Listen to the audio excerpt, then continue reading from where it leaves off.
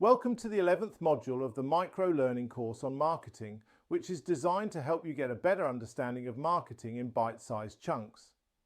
This module is on how to develop a value proposition so that your messages are clear to your audience as to how you can help them and why they should use you as a supplier. This is a crucial part of ensuring that your target audience and team are fully aware of how you add value for your customers. So, by the end of this lesson, you should have a clear idea of what your value proposition should be. So what is a value proposition? A value proposition tells prospects why they should do business with you rather than your competitors. It should also make the benefits of your offering crystal clear from the outset. This is because there's a lot of noise in the marketplace. This means that it's vital that you quickly and succinctly communicate what you do to your audience. There are three aspects to a great value proposition. You need to solve the problem or desire that the customer is looking to fix.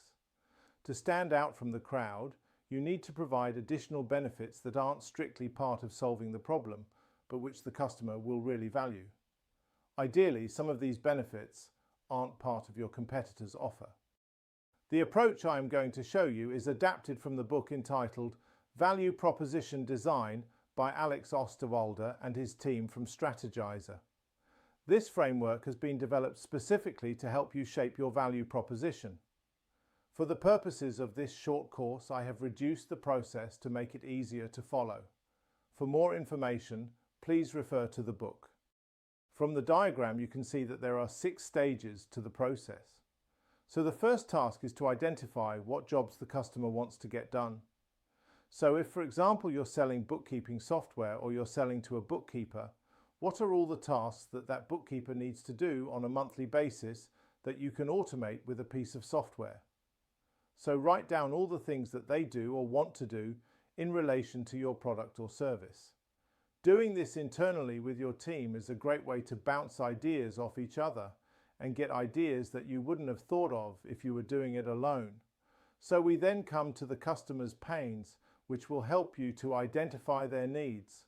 To get to the core of your customer's pain points, you can ask yourself 2 questions. Firstly, what is annoying or troubling your customers in relation to the job that they are trying to do? Secondly, what is preventing them from getting the job done? Write down as many of these needs as you can. The gains in this framework are those little added extras that would make your customer even happier if the core of their problems had been dealt with. So, put yourself in your customer's shoes and ask yourself, what is it that they're trying to do that's causing them frustration? And what could you do to solve that frustration and make their lives happier? So what products and services are you offering your customers to help them get their tasks done? And if you have a range of products and services, which are the key ones? So you have got a list of pains and you have a list of features that resolve that pain or desire. If you've got any gaps between the customer's pains and what you can fix, you'll need to spend some time looking at how those gaps can be filled. The questions to ask yourself at this stage are, how can you help your customer to relieve these pains? And what problems can you take away for them? And then we have the gain creators. This is what you can offer your customers to help them achieve their wish list.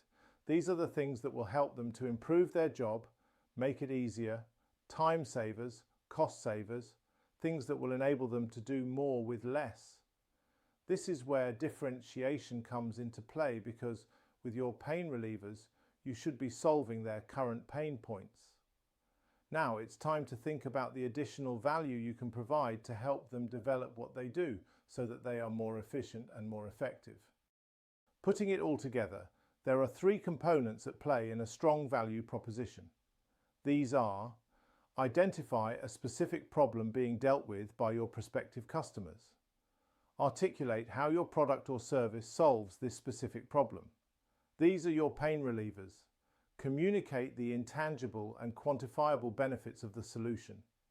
These are your gain creators and what you would focus on when selling your product or service as fixing the customer's problem should be a given. This is your value proposition. If you would like help with getting your marketing on track, We have more free courses at hub.vision2success.co/courses.